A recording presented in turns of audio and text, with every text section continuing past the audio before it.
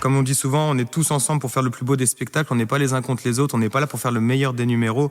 Au contraire, on est là pour tous s'entraider, pour aller vers ceux qui ont le plus de difficultés, pour réussir à les mettre en valeur et que le spectacle soit réussi à la fin. Et puis de donner le sourire tout simplement. Enfin moi, je pense que la plupart des publics, on a besoin de sourire, on a besoin de s'amuser. Et on n'était pas essentiel au confinement, mais alors qu'en vrai, je pense vraiment qu'on est quelque chose d'essentiel. Le sourire, c'est essentiel dans la vie, quoi.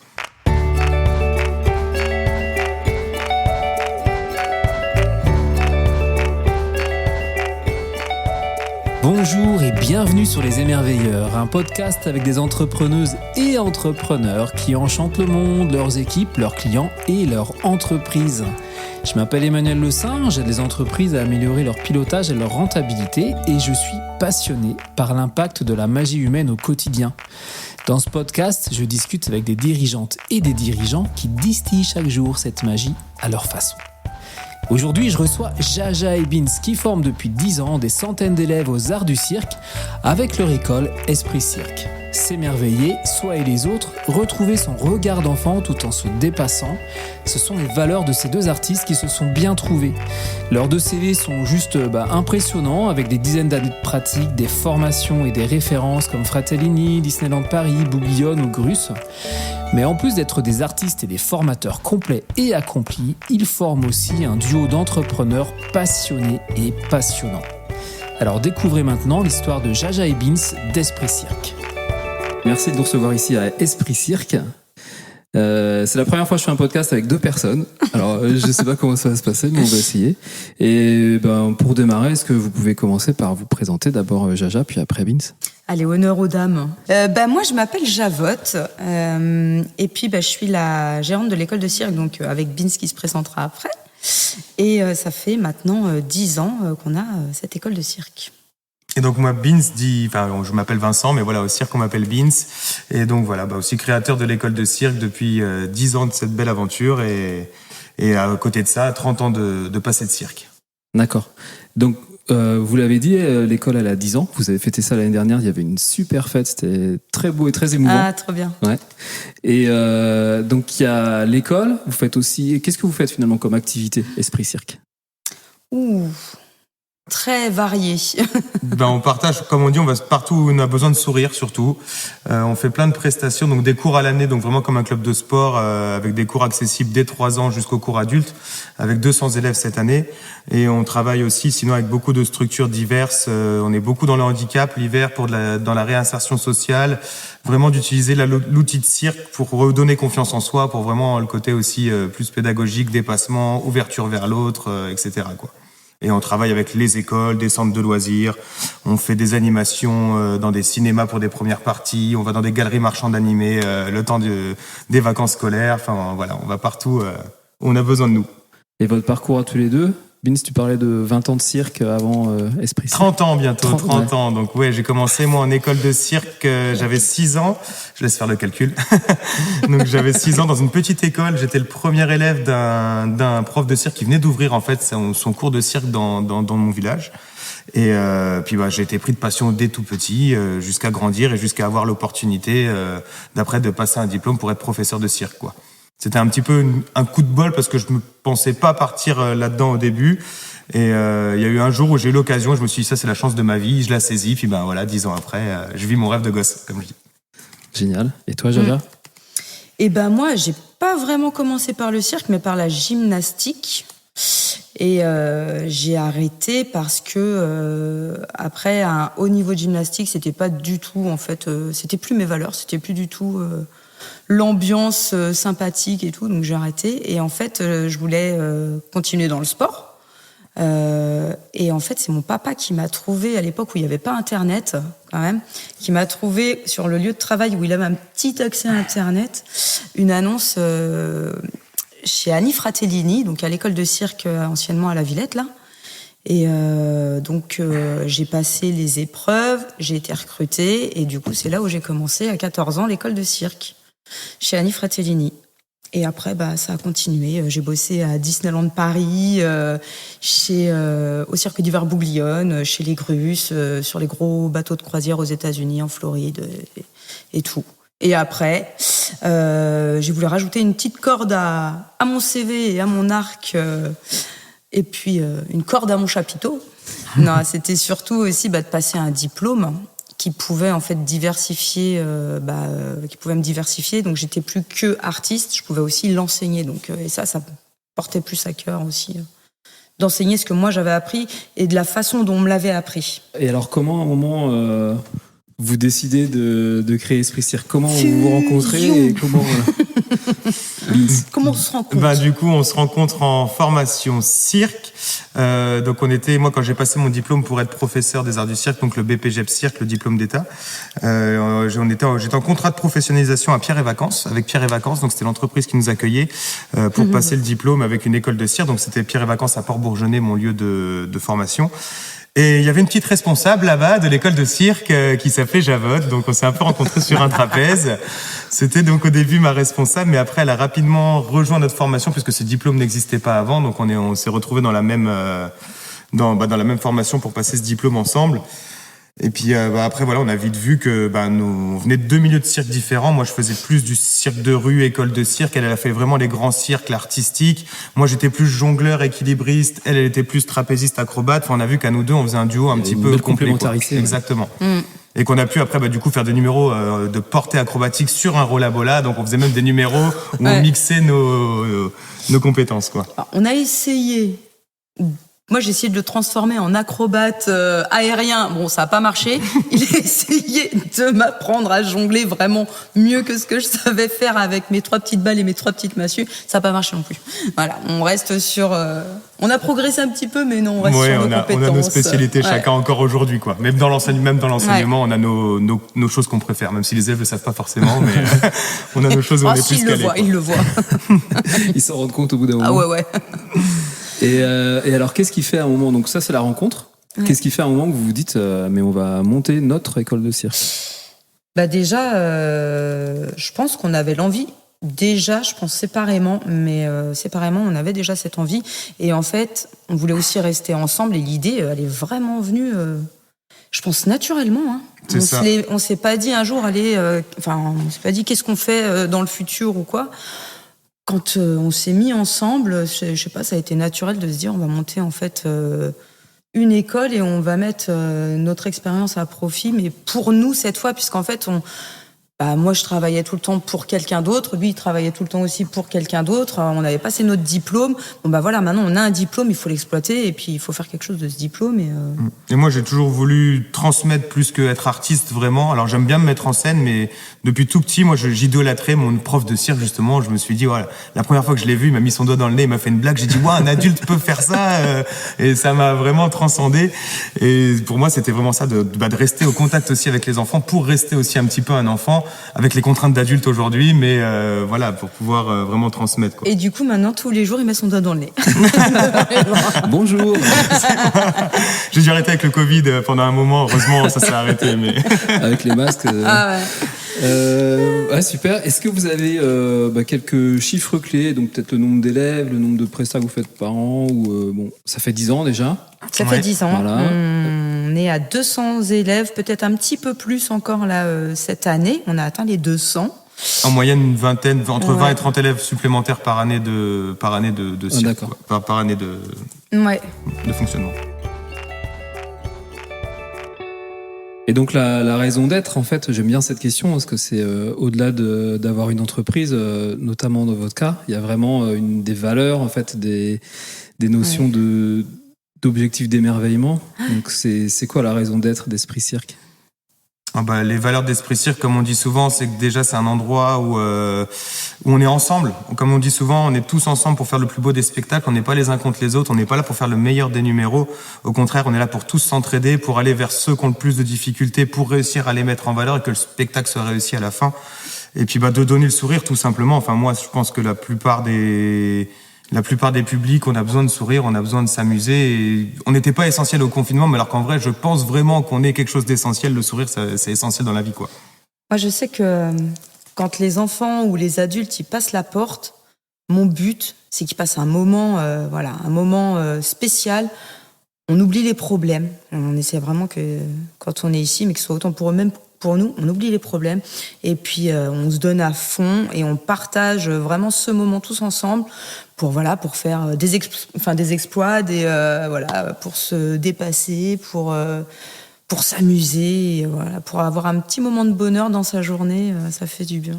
Et aussi voir les gens se surpasser. Moi, je vois surtout avec le public en situation de handicap, quand on en arrive à les faire se balancer sur un trapèze, quand on voit l'émotion qu'il y a dans la salle, quand les gens s'attendent pas à voir ça, de voir. Moi, je sais que j'ai toujours une petite larme. Enfin, j'ai une relation assez particulière avec le handicap parce que j'en avais dans ma famille. Et je sais que quand j'arrive à les voir se surpasser, faire des choses extraordinaires, je suis le plus heureux du monde, quoi. C'est mon meilleur salaire, comme je dis. Je sais pas si c'est des valeurs ou quoi, mais c'est vrai que hier, par exemple, on était au Jardin d'Olonne, qui est un EHPAD, et en fait, on a fait monter une personne âgée, qui était en situation un peu de handicap, de plein de choses, sur la boule, en équilibre. Et là, en fait, alors que son visage, d'habitude, il est pas trop démonstratif parce qu'il est figé, là, il a eu un sourire, il a eu un sourire, et là, une procuration de bonheur, mais pour nous, c'est des valeurs qu'on aime. La réussite par le sourire. Ouais, et peu importe les publics. C'est vrai qu'hier encore, pareil, dans ce même EHPAD, on travaille avec une maison de retraite, un peu sur le long terme aussi. On y va une fois toutes les 2 semaines.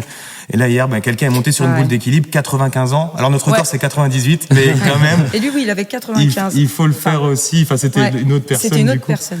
Mais voilà, de voir un regard d'enfant dans des personnes âgées, de leur rapporter aussi ce qu'ils nous disent à la fin de la séance, c'est merci, j'ai oublié mes douleurs, le temps d'un instant. Je suis redevenu un enfant, j'ai repensé aussi à mes souvenirs d'enfance, ça leur a ravivé les chapiteaux qui venaient chez eux, tout ça. Et c'est vrai que c'est riche en émotions, quoi, en tout cas. Ouais. Et la dame, excuse-moi. Non, justement, c'est bien. La dame, il y a une dame qui a une petite fille qui fait du cirque, et elle avait trop hâte de lui dire, mais moi, ta grand-mère, je suis montée sur la boule et j'ai 90 ans, parce qu'elle a 90 ans. Donc, c'est génial, quoi. Même nous, on verra à leur âge si on arrive encore à le faire. Je suis pas sûre, parce que... Enfin, voilà. Donc là, vous avez donné quelques exemples. Est-ce que vous avez des grandes réussites en tête, des choses dont vous êtes vraiment très fiers pendant ces 10 ans ? Ce lieu, déjà. Ça, c'était déjà le rêve et l'objectif du tout début. Quand on s'est dit qu'on allait créer une école de cirque, nous, on la voyait pas ailleurs que sous un chapiteau. Ouais. Alors, c'était pas la chose la plus simple, parce que installer un chapiteau en fixe, c'est pas du tout dans les cordes, c'est pas dans les cases. On a dû changer de PLUI de la ville, on a dû passer par plein d'étapes, plein d'épreuves, C'est la chose la plus dure dans les 10 ans. Dans les 10 ans, c'est la chose la plus dure qu'on ait eu à faire. Le chapiteau, de pouvoir trouver un lieu où le poser, de faire toutes les démarches pour qu'on soit dans les normes. C'est qu'on dépend en fait de 2 choses. Là, maintenant, on est un ERP, mais on est aussi un chapiteau, donc on dépend de 2 cases différentes. Donc, par exemple, on m'impose des poignées de porte réglementaires, mais non, je suis dans un chapiteau, mais ça, c'est tout le fait d'être dans quelque chose Vous avez 2 nomenclatures différentes, mais qui sont contradictoires entre elles. Donc, le temps de faire comprendre à tout le monde que et maintenant c'est fait. Mais voilà, c'est notre plus grande réussite, parce que ça a aussi été, je pense, notre plus grand combat. Et moi, je pense que plus on se bat, plus la victoire est belle aussi à la fin, quoi. Ouais. Et puis, c'est vrai qu'une des plus grandes réussites, c'est... Moi, c'est toi. C'est moi aussi. Pour dire la petite histoire, le chapiteau. Pour l'école de cirque. Avant de l'installer ici, la toute première chose qu'on a fait quand on l'a monté, c'était pas ici. Le premier truc qu'on a fait quand on a réussi à avoir notre chapiteau, quand on l'a monté pour la première fois, on s'est marié en dessous. Voilà. On l'a inauguré avec notre mariage en famille. C'était une grande fête, et c'est pour ça que ce chapiteau, on va le garder toute notre vie. Hein. On en aura peut-être d'autres dans la suite, mais celui-ci, on le gardera toute notre vie. Ouais. Il devient petit pour maintenant ne faire que les cours avec les 200 adhérents, mais on le garde. C'est la base. Celui-là, il fait partie de notre famille aussi, quoi. C'est le QG. J'adore. Ouais. Je me demandais en fait quelles étaient les grandes étapes qui vous ont amené jusqu'ici. Le BP, le diplôme qu'on a passé, déjà la rencontre, ça a été une étape, puisque on n'était pas partis pour à la base, mais non, on venait puis on venait chacun de l'autre bout de la France. On n'habitait pas du tout. Alors on travaillait ici depuis longtemps en saison, mais c'est vrai que on savait pas trop où s'installer. Ouais. Après le diplôme, la création de l'école, le chapiteau, le trapèze volant. Et du coup, alors juste par rapport à ce que vous disiez juste avant, en fait, moi quand j'avais suivi un peu l'épisode du trapèze volant, Mais finalement, avec ce que vous avez vécu pour le chapiteau, moi, ça me semblait énorme, le trapèze volant. Mais finalement, pour vous, c'était presque une... C'était une autre aventure, on va dire. Parce que, surtout pour aller le chercher, en fait. Oui, après, aller chercher le chapiteau, moi, je pense que c'était plus simple, le trapèze volant. Le chapiteau, c'était à Avignon. Enfin, c'était encore une autre histoire. Oui. Mais c'est vrai qu'on était le chercher encore, ce trapèze volant. Et alors ça, c'était un coup, pareil, on n'avait pas prévu. En fait, moi, je voulais un trapèze volant parce que on a la capacité de l'enseigner. On est très peu en France aussi à savoir le faire. De plus en plus, mais quand même pas beaucoup. Et moi, je me suis toujours dit aussi que c'est ce qui ferait notre différence. Et puis, on a la chance d'avoir une activité unique là dans la région. Aujourd'hui, le plus proche, il a 300 km à la ronde, il est à la Teste de Buch. Et de se dire, voilà, il faut, si un jour on a l'occasion de la voir, on y va. Et c'est vrai qu'on l'a vu sur le Bon Coin, en Corse. On s'est dit, wow, comment on va aller le chercher en Corse? Moi, j'ai appelé un petit peu on n'avait pas un copec sur le compte, rien du tout. J'ai appelé un petit peu au culot en disant, est-ce qu'on peut avoir pour prendre des renseignements et puis de faire une proposition. Et puis au final, la proposition a été acceptée. Donc on s'est débrouillé pour trouver l'argent, pour pouvoir s'organiser pour aller le chercher. Puis, mais après, en plus, c'est compliqué parce qu'on savait pas, il était pas monté. On l'a vu sur photo. Donc, à savoir s'il y avait toutes les pièces. Donc, heureusement que moi, je sais que je m'y connais aussi puisque j'ai enseigné plus de 15 ans le trapèze volant. Mais c'est vrai que, faut faire confiance un minimum et là-dessus, c'était une grosse, le trapèze volant aussi, une grosse étape. Mais le chapiteau, comme on n'en avait pas parlé avant et qu'on l'avait pas mis sur les réseaux et tout, c'est vrai qu'il est passé un peu moins, il est passé plus inaperçu en tout cas, y a plein de gens qui croient qu'on a commencé sous ce chapiteau, alors qu'en réalité, non. Avant, on louait des salles, on se déplaçait de salle en salle, notre camion était rempli tout le temps, et on déchargeait un lundi quelque part, un mardi autre part, et avant de réussir à trouver un endroit fixe, avec le chapiteau, Et c'était quoi? C'était des salles polyvalentes? Parce que il faut une certaine hauteur, j'imagine, non? Non, c'était des salles de cartes. Au tout début. La salle des Rio, d'ailleurs, mais on remercie encore la ville parce qu'il nous les... elle a été mise à disposition quand même gracieusement au tout début et on est arrivé, comme on disait, ils nous ont dit mais c'est vous les clowns. Ok. Et c'est normal, ils connaissaient pas. Aussi, mais on est aussi les trapézistes, quoi. C'est pas la même vision, quoi. Ouais. Et au début, on a ouvert, on avait un seul créneau, c'était le mercredi après-midi. C'était les salles d'association, mais qui sont pas du tout adaptées pour la pratique du cirque. Donc c'est pour ça qu'on mettait des tapis partout au sol. C'était. On faisait pas d'aérien encore, on faisait tout ce qui se passait au sol. Après, on a eu l'opportunité de louer le gymnase du collège Amiral.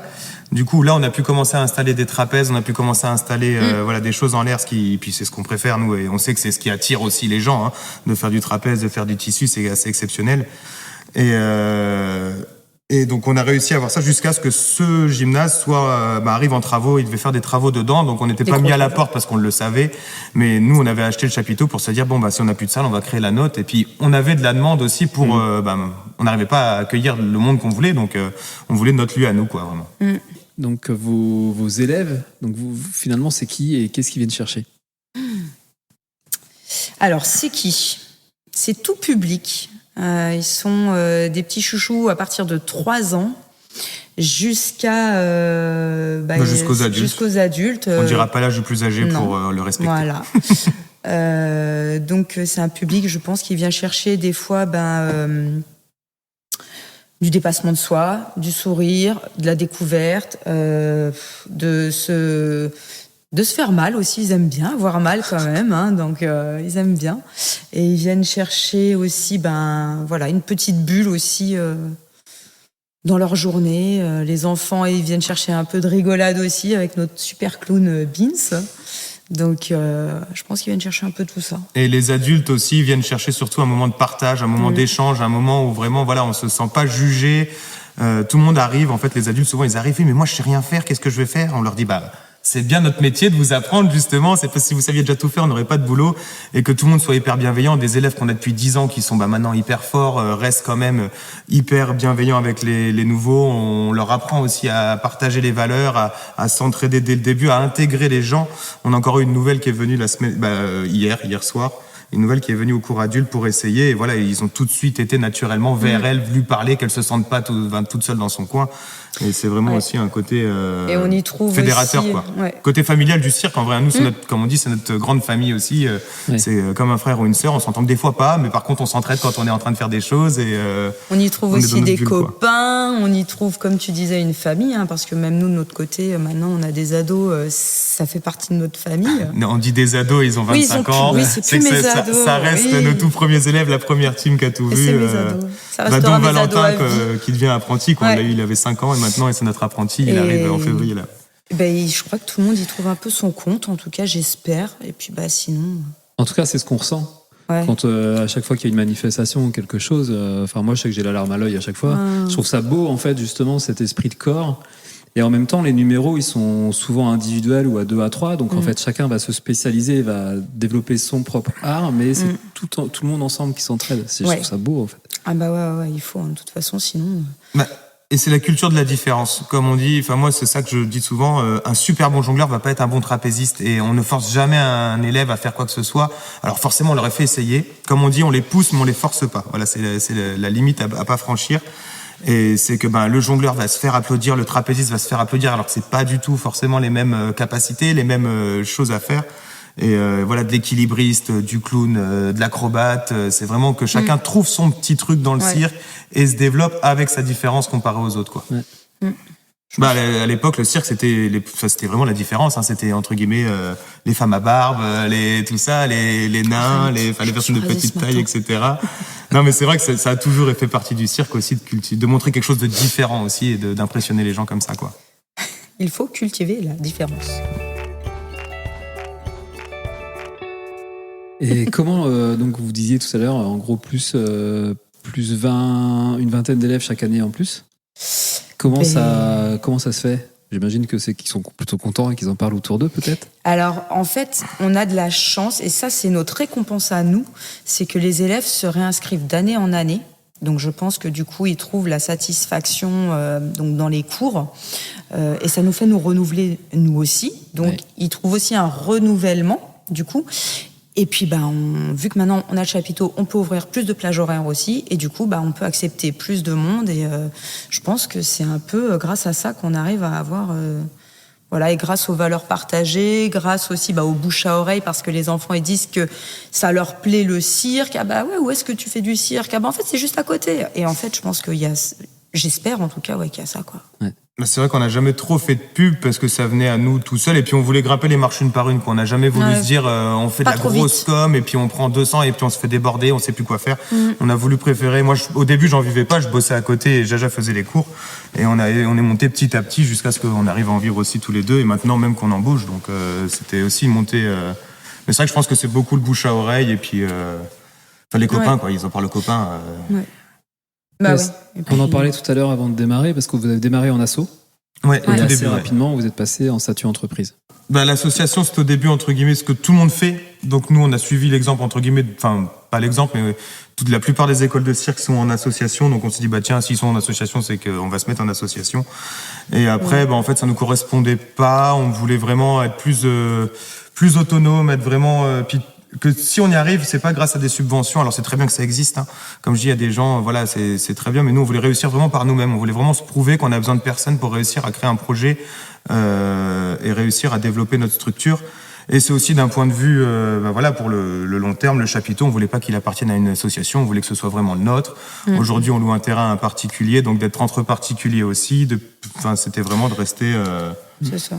De rester plus libre entre guillemets, bien qu'on nous mettait pas les menottes, mais c'était plus de rester libre et de pouvoir être plus indépendant. Notre mode de fonctionnement correspond plus à celle d'une entreprise maintenant qu'à celle d'une association, en tout cas pour notre part, tout simplement.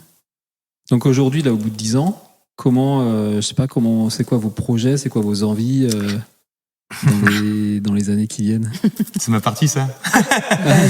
On va dire que nous, on fonctionne. Voilà, moi, je suis un peu la folie et Jaja, c'est la raison, on va dire. Donc, c'est ça qui fait aussi notre équilibre et qu'on se noie pas non plus, qu'on voit pas la tasse. Ouais.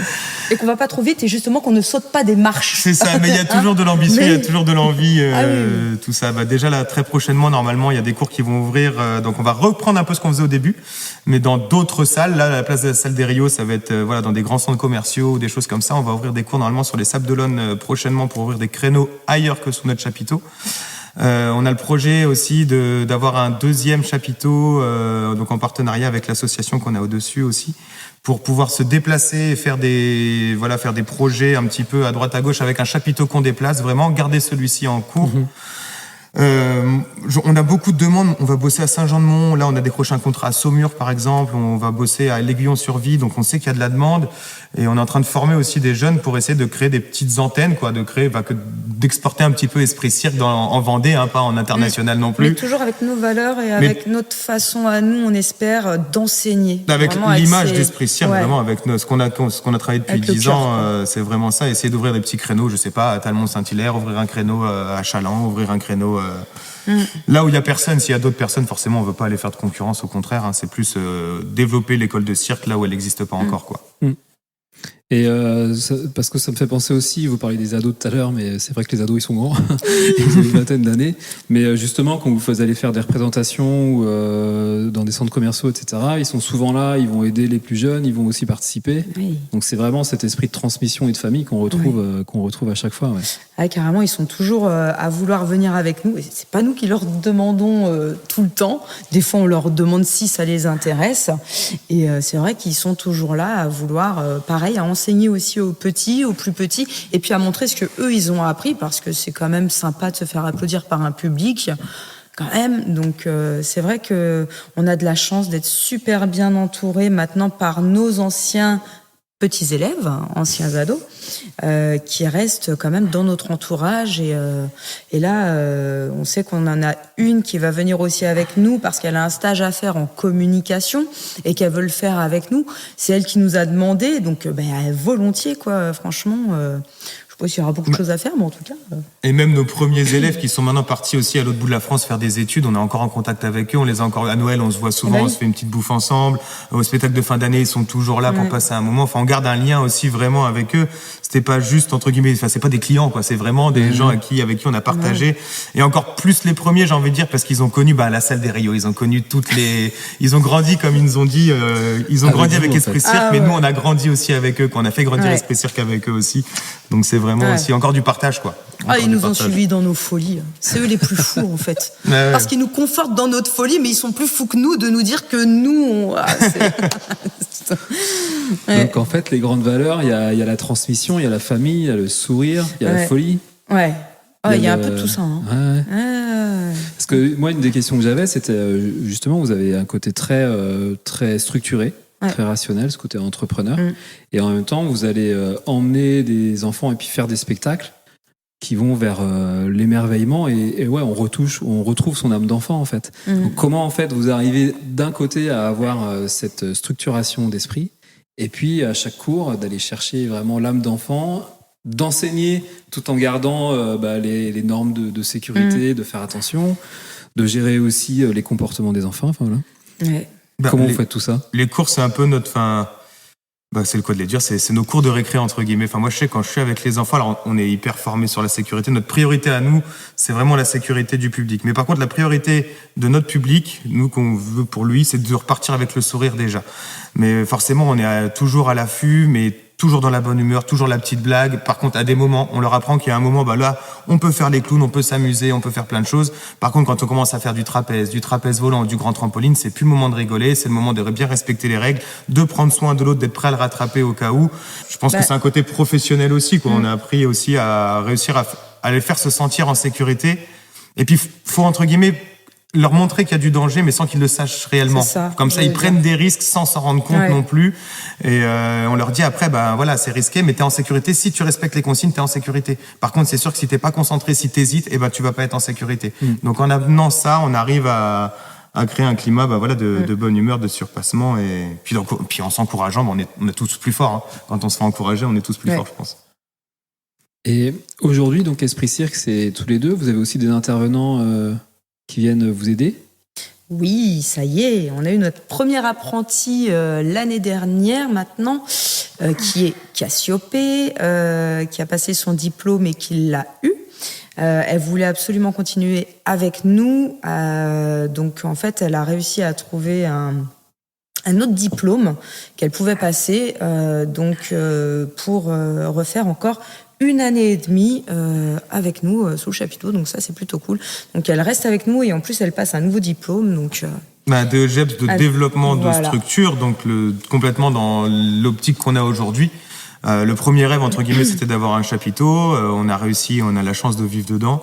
Et le deuxième, maintenant, c'est un petit peu de s'exporter, de réussir à faire vivre d'autres rêves à d'autres personnes. Donc, comme Cassiopée, elle est arrivée en émerveillée. Voilà, elle est arrivée sous le chapiteau. Elle a dit, mais pourquoi j'ai jamais trouvé ça? Je suis à ma place ici. Elle a trouvé ses valeurs un petit peu ici avec nous. Donc, ça, c'est cool. Et le but, c'est d'après de pouvoir leur donner un métier, de leur donner pourquoi pas une école, de faire leurs choses. Alors, toujours avec Esprit Cirque, dans l'Esprit Cirque, toujours forcément, mais...